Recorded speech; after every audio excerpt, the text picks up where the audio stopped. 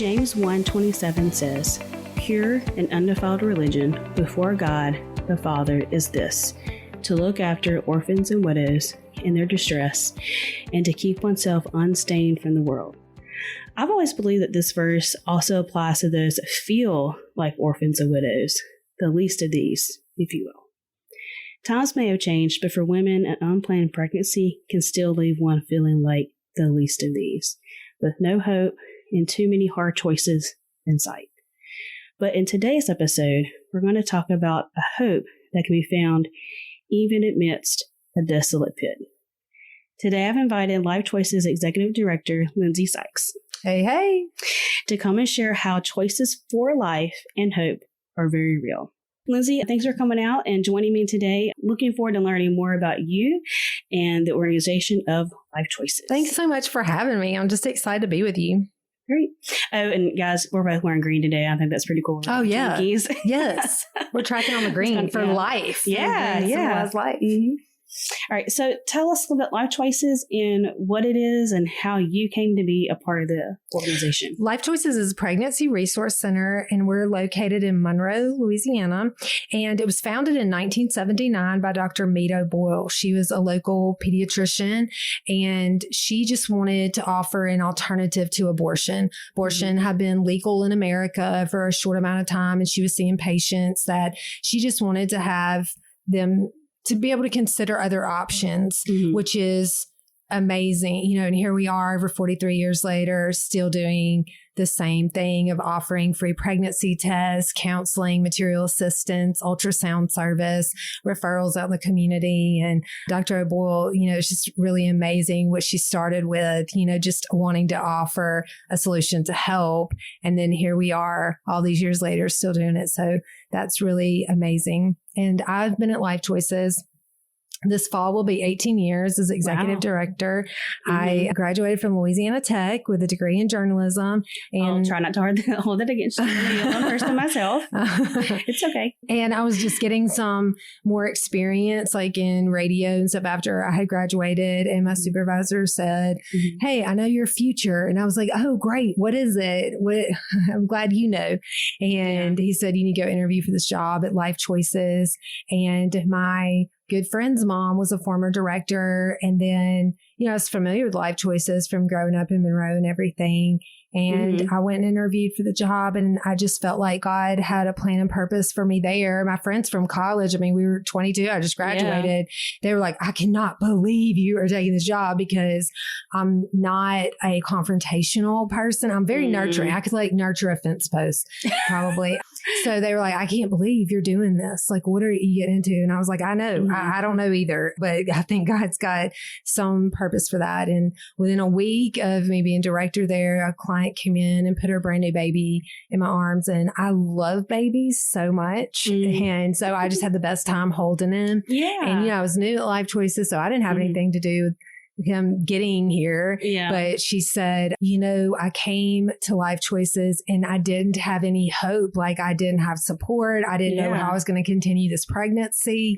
I didn't know where my support was going to come from. And somebody was so kind to me here and prayed with me. And I left feeling hopeful. And then I'm holding the fruit of that in my arms, know. And in that moment, it was like a lightning bolt moment for me. It was very black and white that our generation may say, I think abortion's wrong, but I'm not going to tell you what to do. We're just kind of gray. We're like, it's not okay for me, but if you do it, okay. But no, like holding that little angel, because I was looking at his little fingers and toes and his little ears, his little face. He was so sweet. And I was like, this is black and white. Like, his life matters. He had no voice to speak up for himself, but God's word tells us that he knows every one of our days before one of them comes to be. And he's got a plan and a purpose for us. And it was just very clear to me that moment. And ever since then, it's just like my passion has just grown and ramped up, like just as God brings different experiences through these years. And I just love what I do. Awesome. That sounds great. It's always great to have that passion there and have that clarity that this is something that God wants you to do. anything. So tell us what is the exact mission of Life Choices? I know we're doing unplanned pregnancy and you guys give a lot of resources, but what's the exact mission? Life Choices offers hope and help to people facing an unplanned pregnancy. Short and sweet, but it's really good, but it's pithy. Yeah, it's hope and help. That's what we're all about. That's awesome. Yeah. Are there any other places like this around Monroe or even in our region that you know of? Yeah, there's pregnancy resource centers all over the world, everywhere. But we're here in Monroe and serve, almost the Mississippi River. There is a pregnancy center in Ruston as well. And then we're affiliated with national organizations like CareNet, National Institute of Family Life Advocates, that we do that for accountability and credibility, so that there's a network, that we can network with all over the world because they're everywhere. Do you know of any other centers though here in Monroe, or is it just you guys? Do you know of any other ones? Yeah, there's a pregnancy center in Ruston. Okay, just Ruston. Yeah, okay. That we do. In fact, we have very similar names. They're Life Choices of North Central Louisiana. So, and every center, I would say that we pretty much do the same thing, but maybe, each maybe have a different strength or whatever. And then everybody is like Life Choices. We're autonomous. We're governed by our board of directors. So money we raise, it stays right here in Monroe and what we're helping in our region to do. Okay. Awesome. How many mothers and babies do y'all serve, yearly? We serve over 2,000 women a year. Wow. And it's grown. We ended July this year about 30 clients shy of all we saw in 2021. Wow. So it's just really grown and getting busier, and we love it. We're here for it. It's our passion to serve women in our community, and we love it. About what percentage of mothers that you guys see are teens or teenagers? Okay, so last year in 2021, out of 297 pregnancy tests, 63 of those were teenagers. So that was under 19. Wow. Yeah. And that's, and we'll do some numbers here with that. That's around 21%. Yeah. Seems kind of high. Yeah. Seems kind of high. Kind of significant to me. Yeah. You mentioned a few resources. Do you mind kind of parking on that for a second here and kind of explaining the different resources that Life Choices offers to people? Yes. And all of our resources are free of charge, which a lot of people that come through our doors are like, what is this place? This is amazing. It's free. But we do pregnancy tests, ultrasound, material assistance. We have counseling, community referrals, abstinence education, post-abortion support, mentoring, Bible studies, and just, seeing what the needs are of each person. One of our values is it's kind of like a puzzle piece, when somebody comes through our door, you don't know the different pieces that make up their picture, and so we're trying to help them get the pieces together, to get their full picture. So when they come in, do you do a mini interview with them? Yes. Sit with them and help them fill out paperwork? So every person's different and every day is different. You never know. Yeah. Okay. That's great though, to know that it's, a personalized plan for them. Yeah, that's great. That's good. That way they can get the best care. Okay. Do y'all provide any programs for the fathers as well? So we just started this summer. We just started Dad Lunch. And so it's on Wednesdays from 12 to 1. And we just have some men in our community. It's kind of head up by a board member that we provide lunch, and the dads just talk about dad stuff. We're really excited about it because we love not just babies, but mamas and daddies too. Yeah. And so we're so glad to have this for the dads and just see it continue to grow and expand. So right now it's a lunch on Wednesdays from 12 to 1 with just some dads talking about dad stuff. Yeah. I think that's great because, they're part of the family too. Oh yeah. They help make a child. Yeah. It's also their responsibility as well. And I think that's great to finally see some support in that because there seems, I don't know of anything else that's given for dad. And dad, the voice of a father in a child's life, you can't overstate it. It's tremendous. We had a client one time, she's a senior in high school, and she came in with her best friend, and she was pregnant, did not want to be at all. She was so upset. She wanted to have an abortion. She just wanted to be, view it like a problem, just want to be rid of it and go on with her life. She had ultrasound. Nothing we said was making a difference. And I'm telling you, this is like a movie. This happened probably over 15 years ago. And I can still recall it. It was like a movie. The dad, the father of the baby, burst in the door in his work uniform. He had left work, like heard she was there, and like left work, bursts in the door, gets down on his knees in front of this girl with tears in his eyes. And he's like, I will marry you, or I won't marry you. I will work 4 jobs, or whatever you need me to do. Please don't abort this baby. This is my child too.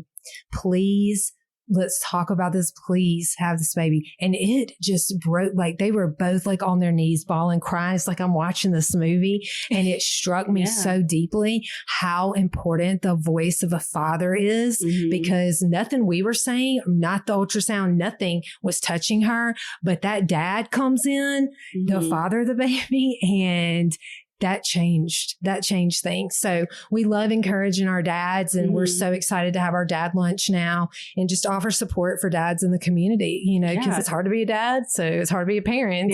Yeah, it is. And, I just feel like, especially now in our where society is now, I don't think there's a lot of resources there for fathers to look at, or even role models to say, like, what is a good dad look like? I feel like there's a lot out there for women, or we talk about that more, but not as much there. So I think it's really great if you guys are making steps towards that and plan to build on that. We're so excited to do that too, because you're right, there's not a lot of resources, and we're glad to be putting that out in the community. That's great. Okay. So we've been kind of talking about this, and this is a conversation today about unplanned pregnancies and how we can give hope for that. But there's people out there who might say, who cares? This isn't my life, not my problem. Then there's others say, well, okay, why care if other people have an abortion? Like, I'm not having one, but they can do whatever they want to do. Like, stop governing other people's lives. Why is this an issue that all people should care about, no matter their background or religious beliefs? Why is this something in general, just for our society in general? Why should people care? That is such a great question. I feel like sometimes I have to take a step back, because I feel like I've done this work. We've done this mission of working with unplanned pregnancies for so long that I'm like, what is it like not to think about this issue, But what first comes to my mind is my grandparents were really a very important, special part of my life. And my last grandparent, my grandfather, he passed away a year ago, and he was like in his 90s, and watching, like having to be an advocate for him, and just even seeing that, like from the sanctity of human life, from like a baby that I see that every day, to like the end of natural life, and how important it really gave me a fresh perspective on like how important the sanctity of human life is, and how sacred every life is, and how important it is to be an advocate, because, the baby part, that might not matter, but like we have older people too, or we've got people like in between too, that people in the world may say like, well, you're just taking up space. You have no plan or purpose, but every life is sacred, and every life from conception to natural death is important, and you've got 1 in 3 women in the United States who've had at least one abortion. That's a really high number. That's a lot of pain and hurt represented, that women, we deserve better, and the men too, the fathers, we deserve better with like truth and education and resources available and everything. So I think, it's hard for me to kind of answer that, because I do this for a living, so it's like I'm so passionate about it that it's hard to imagine people not caring about it. Yeah. I like that you brought up about your grandparents and whatnot. I've had 2 of mine pass away in the last few years. I'm sorry. We had to put some of them in the nursing home for a little bit. And it was also kind of, it stunk, because we had to do that right around COVID time. So then it's like you couldn't even visit like you wanted to. But when we were able to visit, making the most out of that. And even though, some of the memory was not as there as it used to be or how we would like, they still have purpose in their life. I'll never forget this. This will stick with me forever. There was a moment where one of the nurses caring for my grandmother told my mom, it's about, oh, your mom's such a praying person. And it just struck me. And I know it meant a lot to my mom that she shared that, but it meant a lot to me knowing that even at that state of her life, even where she was, that Jesus was still strong. And that's what came out. And I love that. That her life still had purpose. Yes. And it was still a testimony, even there. It's like, what if she was there, still alive in the nursing home, just so she could be a testimony to that nurse? Like, that thought, powerful. That was huge. It's like, man, that's just awesome, because she got teary-eyed, and we weren't able to be there when she finally did pass away. But I did know that the nurse there that was there was moved by that. I don't know. It was just, it's just like one of those little life lessons that shows you that everybody's got purpose. The world at large may say like, well, they're just taking up space. They don't matter anymore. No. But no, that's not true. That's the selfishness. They've got that sacred. Say that. Yeah. That is sacred. And there's just the song that we often sing in at church about, and there's the line is like, if I'm not dead, you're not done. Oh yeah. Yeah. Totally true. And that part of the song is really powerful. We're not dead. He's not done. Yes. And it may be hard, like when you talk about like aging people, and getting older, it may be hard, or even people that are struggling with handicaps or looking at babies that may have an adverse diagnosis or something like that. It's not going to be the easiest road, but just because it's hard doesn't mean that it's any less purposeful or meaningful to be here. Yeah. Yeah. Totally agree with all of that. All right. So with current events, Roe v. Wade has been overturned, and it happened a few months ago. Do women need to be in fear because of that? Because I've had a lot of friends, Christian friends, family even, that are like just express some fear about, oh no, what about my future for that? Or what does this mean for people? And for me personally, I haven't had to walk down a road where I haven't experienced a miscarriage, and I just haven't had to be in that position to really think about some of those lines. So, but I just kind of sat for a while and listened to a lot of it. But so I just want to know from you, from what you do for a living, do women need to be in fear because of the overturn of Roe v. Wade?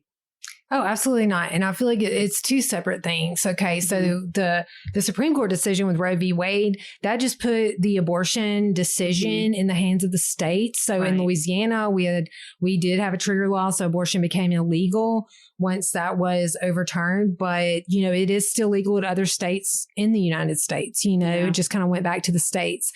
And I think that there is a lot of fear as far as that goes. And I feel like what we're going to see is people move from this place of fear to love, like so much love and support through truth, because we've been doing this for over 43 years, just offering hope and help to women facing unplanned pregnancy, because, we believe when women have support and resources, abortion is unnecessary. Yeah. So that's what we've been offering for these years. Now, the other issue of that I feel like a lot of pro-choice organizations would be putting out is like grouping in miscarriages with the abortion issue and stuff. And, that's just not true. A miscarriage and abortion are two different things. Yeah. And so I feel like it's just, it's educating people on the truth of that. But I feel like it's two different things as far as, what the Supreme Court decision did and miscarriage and abortion. Miscarriage is not an abortion. Yeah. Yeah. And I'm really glad, we kind of talked about, we're bringing that up a little bit, about miscarriages and stuff, because I didn't know this until quite recently, really, that the D&C procedure that is done for a miscarriage, like we get too far along and that becomes necessary, that is the same procedure done for abortions. And I was like, oh, wow. And so these people that I have in my life, that's traumatic it's traumatic in itself that they lost a baby that they wanted. Yes. That's a huge loss in itself. But then to tag on with it, knowing that's been hard for them too. And I was like, and I was shocked even to learn that because I didn't know. And I was like, oh man, like that was something. So I'm glad you were able to turn that around for us and like, no. Yes, no, a miscarriage is not an abortion. I mean, the procedures, may be similar, but it's not there. It's not the same thing. I mean, miscarriage is a very, very tragic loss. And, it's a very difficult that's an area that we're passionate about. We do a lot of infant loss educating at Life Choices and stuff too, because that's a very tender, vulnerable time for women. Really. It is. Yeah. Yeah. I'm glad that's another resource that you guys provide. It's very needed for sure. Are there any other myths out there that you heard about that, that's been circling around that we could shed some light on, some truth on? I think that it's so interesting since this summer, with this issue just really being in the forefront, I feel like that there's a lot of mainstream media saying that pregnancy centers are fake clinics and coerce women and things like that. And we always tell people, like, please come visit our center. Like, we would love to give you a tour and show you like how we're loving our community, how we're offering hope and help and resources. I mean, we always say, like, we're pro-love as much as we are pro-life. And so I think that that's hard in mainstream media, that they're putting out a lot of information about like fake clinics and stuff. And that's not true either. Yeah. Okay. So now that it is brought to the forefront, I think before it's just kind of in the silent background, when you think on that, like, what does that mean to you? Like this has always been an issue. Like you said, like this Life Choices came a thing in 1979. Yeah. For a hot minute. But now all of a sudden we're like all crazy about it and jazzed about it. Right. So, it seems to me like it's always been here. It's always been an issue, but all of a sudden it's been brought to our forefronts of our minds, so when we think on that, what does that mean to you? Yeah, it makes me think about my husband told me a month or so ago. He's like, wow, I feel like Life Choices is just like y'all went from this little lamb to a lion. And I was like, yeah, it does kind of feel like that, because ever since Roe v. Wade, that decision this summer was made, I've said that nothing has changed, but everything's different. Nothing has changed in who we are of offering hope and help and like what we do every day. And we're just stronger and on mission than ever. But everything's different now, as far as how we do, like the volume of women that we're seeing through the door. We had like this past week, I had a reporter from New Jersey come through. We've had a reporter from France come in right afterwards. It's just elevated the message of what we're doing, and it's so crazy. They end up in Monroe, Louisiana, but it's, God has just put us in this place, to speak for life. And we're grateful for that. And we've had to make security adjustments to our building and just change some things with that, because of different threats, which it feels kind of weird because, we're in Monroe, but, that's what we've been advised to do. And so that's been different as well. And it's just, it's different when everybody's talking about what you do now, it's just been more of a hot topic out in the world. Before it's like, well, it's always been a topic. Right. Right. I'm glad we're on the same page now to talk about it. So yeah. So why is it important, as Christians to stand beside these mothers and, and these families, essentially? Why is it important for Christians to do so? I mean, I just feel like just love is just a huge part of the Christian faith, like Jesus saying, like, love God and love others, And so loving on them, people who are experiencing unplanned pregnancy, they can just be at the end of their rope and just needing that hand of help and hope extended to them and love. And it makes all the difference, just at Life Choices, just having that safe place where they come and they feel loved and experience help and hope there. That's powerful. And I feel like as Christians, we all should support life affirming efforts like that. Yeah, I have to agree. I feel like part of the fruit there of being a Christian is having compassion for others. Right. Yes. I just feel like, we're all one choice away from being in something similar. Yes. Maybe it's not an unplanned pregnancy, especially if you're a man, but it's something else where now you're out down on your luck. And are you going to be the Good Samaritan? Yes. I mean, or are you going to be the snobby priest or the snobby Jew who keeps walking? Yes. Like that. We've been, it's so funny you said Good Samaritan. We've been talking about that in our office lately with saying, you good or I got you. That, in that Good Samaritan, you could walk by somebody and be like, you good? Okay. I don't want to help you. Yeah. I don't want to get too involved. So you good over there? Or I got you. Like, I'm going to pull you out of this ditch. I'm going to make sure you get the resources that you need. You're a child of God. He's got a plan and purpose for your life, and it's going to be better. And you've got a great future ahead of you. Yeah. That's awesome. And so that's why for me, too, I'm like, man, as Christians, you just really can't turn a blind eye to that. Right. To any of it. No. You got to find some way to really to get somebody and really try to help them out in some way. Yeah. Because that's what Christ did for us, like he could have turned a blind eye, and I don't even think about that. No, I really don't. I think my favorite from Romans is like, when he was Romans 5:8, I believe, is like when we were yet sinners, like we're in the midst of sinning, he still died for us. Yes. Yeah. That's amazing to witness at Life Choices. We share the gospel with people who come in. We're praying with people, and, dealing with that, if you're dealing with like sexual sin, it just feels real sticky, like it sticks on you, And so when you're sharing the gospel and God's love with people, that's so powerful because it's, God relentlessly pursues us, and how, in 1979, when this mission was started to 2022, he knew who would walk through our door to minister. Like he had a plan and purpose. Like, I'm going to reach you, and he's pursuing, he's not standing back. He's not backing away from you. There's nothing in your life that can make Jesus back away from you. He is pursuing you relentlessly to say, hey, I love you. I'm here. I died for you. Like, I'm offering you this free gift of salvation. I love you. And he's never going to stop pursuing. And that's incredible. It is. And, we talk about salvation, but really having this feeling and understanding of your value. Well, that's something here and now that I can tangibly feel is my value and my worth. And that is something that Christ gives me.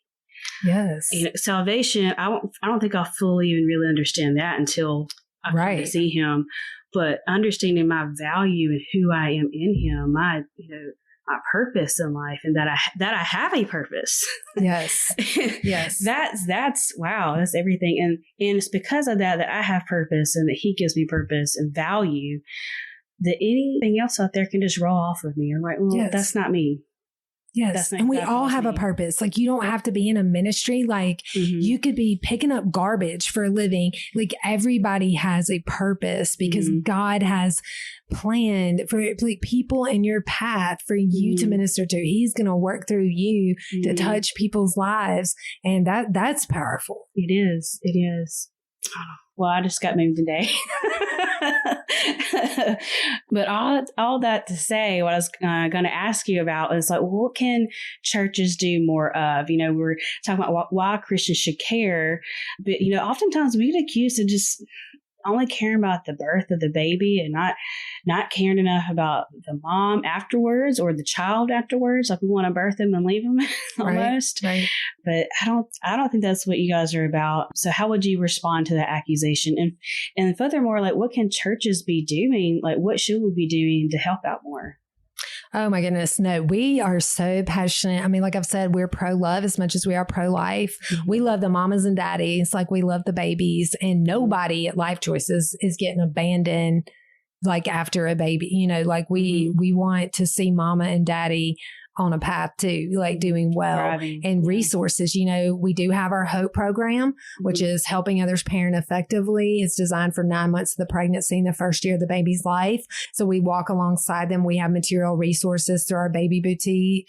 And those are great ways for churches to be involved, like as far as, any involvement with life choices, I always say prayer. The Bible tells us that our battles are spiritual and not physical. And especially after the summer, the spiritual warfare just like ramped up. So prayer. For sure. Our baby boutique, a lot of people like to do baby showers because it's fun to shop for baby stuff, or diaper drive, even our baby bottle change campaign. We do it as a center Mother's Day through Father's Day, but we have other people that do it in January for Sanctity of Human Life Month. We have other people that do in October for Respect Life Month.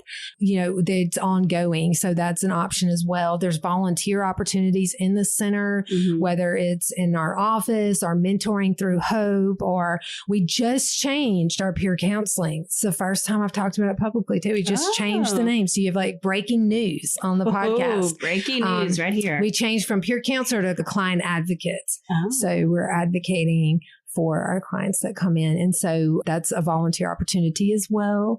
And we just love churches. We've got prayer bookmarks that we give out to churches to just give to their members, just to encourage prayer. I always tell people too, like, what do you have in your hand to give? Because sometimes I think people like shy away from ministries because they're like, well, I can't write a $5,000 check. I mean, some people can, but a lot of people can't just do that. I'm like, what do you have in your hand to give? Maybe it's like you just pick up an extra pack of wipes or diapers when you're at Walmart this week. Maybe you send $5 a month. Maybe you pray every day for the work that we're doing. But like God takes that. That's how we got through COVID, was like the fish and the loaves, because, during COVID, we lost all of our fundraising because at that time, we did two main fundraisers, which was change, and like there was a change shortage. Nobody's touching money. Yeah, and that's what the baby bottles, the change. Yeah. And then we have a big banquet that we do every year, and couldn't put that many people in a room. And I'm a person, I like security and, just kind of looking ahead and like knowing that I'm looking at the bank account and sweating and like going, God, this ministry's been here 40 years. This does not look good. What are we going to do? And I felt like he led me, to the story in the gospel about where Jesus fed the 5,000. And one disciple was like, Lord, we could work 2 years and never feed all these people. And I tend to be more like that. I'm like realistic. I'm looking at it, but it really convicted me to be like the other disciple that was like, here's this little boy and he's got a fish and a loaf. And if there's anything that you can do with this, Lord, here it is. Yeah. And Jesus blessed it and multiplied it, fed all the 5,000, and there was baskets of leftovers. Yeah. Of leftovers, because he always is more than enough. And so I feel like as people, like we forget that, like sometimes it's just offering your fish and loaf to the Lord and say, well, here it is, Lord, if you can do anything with this, and he will bless it and multiply it beyond what you could ever dream. Putting that yes on the table. Yes. Yeah. Yeah. So, what is the biggest thing that people could be donating to Life Choices?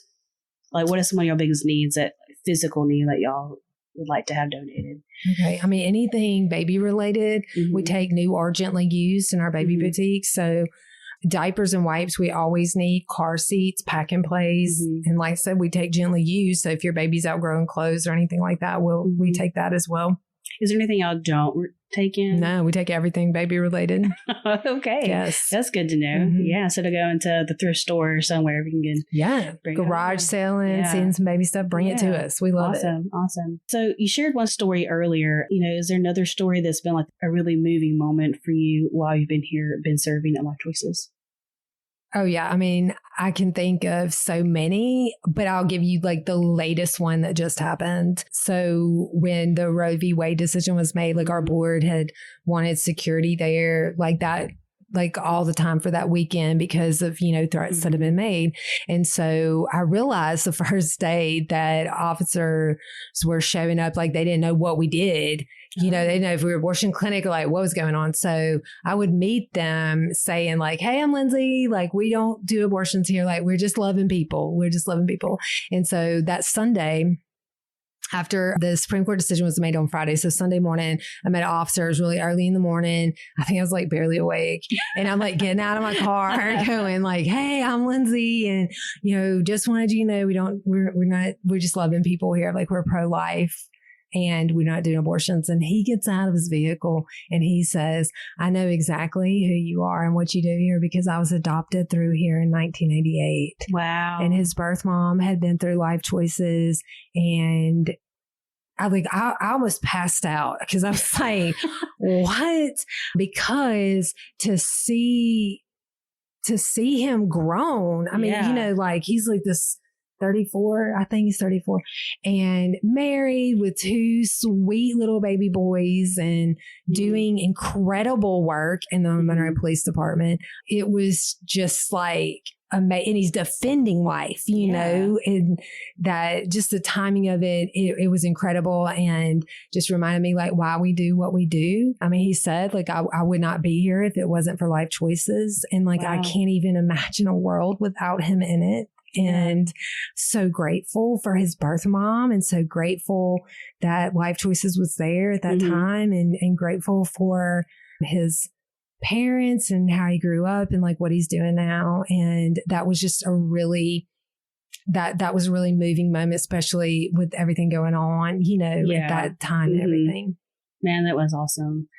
And I know we had like a prayer rally thing with the churches. Yeah. And I was there for that. I kind of got to see. We got another one. Oh, yeah. We got another one coming up because we did it. Yeah. And I feel like the community just was like, we want to do it again. So we got one coming up in October. Oh, that's really cool. Because the first one was pretty awesome. It was really great to see that many different denominations in the same room. We had over 60 churches represented in one room. It was amazing. It was really cool. And I enjoyed experiencing the different like prayers that were given. Right.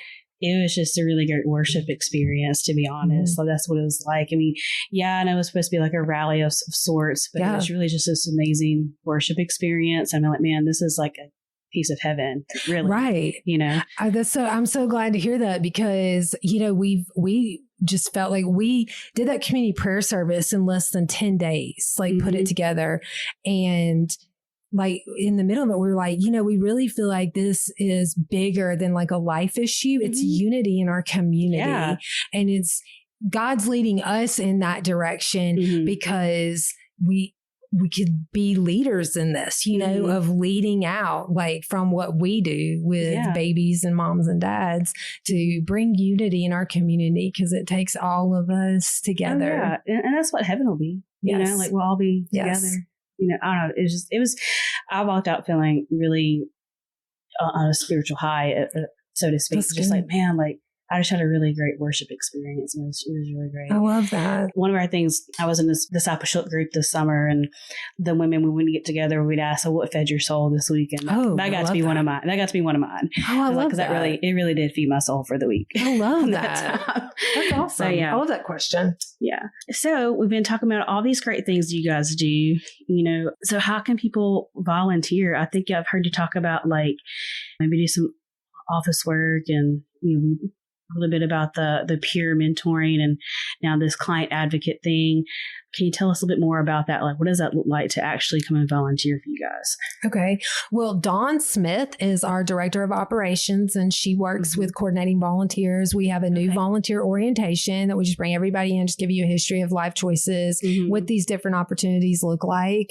And then she helps you kind of figure out, or if you already know, like what direction, you know, that you want to go in. Our office work is anything from making copies to filing to just different office type tasks like that. Mentoring, we have one day a week that's like our mentoring day, and you can help with that. Our client advocates, that's actually, you know, doing pregnancy tests and stuff like that. And so then we have our baby boutique. We've got people that work in that. Are they like sorting and kind of making it look cute or something? Oh yeah. Like tagging and hanging and getting it out in the store and replenishing the store so our mamas can shop in it. Okay. So it's a lot of fun opportunities. Tell me, I'm just genuinely curious about this. Like, what does the mentoring look like? Like, if I went up there and said, "Hey, I'm interested in volunteering and mentoring someone," what would that look like? Right. So we have one day a week right now that we do we have like classes that we offer. Okay. We've got like first time moms, and we have like parenting for people that have more than one child. And then we bring people in from the community and let them know about community resources, or do a series like on like banking or something, you know, like financial responsibility. And then like coming up, we've got like a self-defense kind of thing too. So just different things from the community like that. And so we have a curriculum that we use with our first time moms and in parenting that was designed for pregnancy centers. So it's just a real like plug and play kind of thing, that is all these different topics related to parenting and just learning skills. Kind of like Maya Angelou says, when you know better, you can do better. Oh, yeah. Mm-hmm. Yeah. Okay, cool. So I would come in and like help get the materials ready, or like come alongside someone and like go through the curriculum with them? Yes. So we have like classes basically. Okay. So you would meet with like a group of first time moms, or like a parenting class, a group of women that have more than one child. Too. Yes. Okay. Yeah. Like, or you facilitate the class. You facilitate the class. Right. Yes. Okay, cool. All right. That sounds really interesting. Something I really, feel like probably a lot of people could do. Yes. And we need help just even in the office. Like, I think people underestimate. They're like, well, I'm pretty good at making copies. Well, we need that too. That takes up time. We need that. To do that. And, we've just got different jobs like that that are in the office, especially now with how many people we're seeing. So Dawn is a great connector to like get you where you need to be. Yeah. So what's y'all's biggest need right now? You have a big need, or is it all kind of about the same? Our biggest need right now is, we had to kind of unexpectedly make security adjustments on our building. And so financial donations, to help with that is probably like our biggest need right this minute, financially, and prayer. And I kind of tell people now, like after this summer, like prayer, we'll take your prayers over your money because God's going to provide, but we need prayer. We need people praying for us every day in the work that we're doing. It's awesome. Lyndsey, this has been awesome. You just given us so much information, and I've learned so much more about my choices and different things that how I could be involved more. I just hope anyone who's listening today has found some hope and something encouraging to share with someone else, and how they can have hope too. So I'm just so glad you came out and we're able to have this conversation today. I'm just so glad you invited me, and I've learned so much from you too, Brandy. It's fun to be with you. Thanks. My name is Lyndsey Sykes, and this is My Story of the Middle. I'm your host, Brandy Bostic, and you've been listening to Season 2 of the Up From the Muck podcast. I have just 2 more episodes left before winding down for this season. Season 3 will continue in 2023. Psalm 40, verse 2, He brought me up from a desolate pit, out of the muddy clay, and set my feet on a rock, making my steps secure.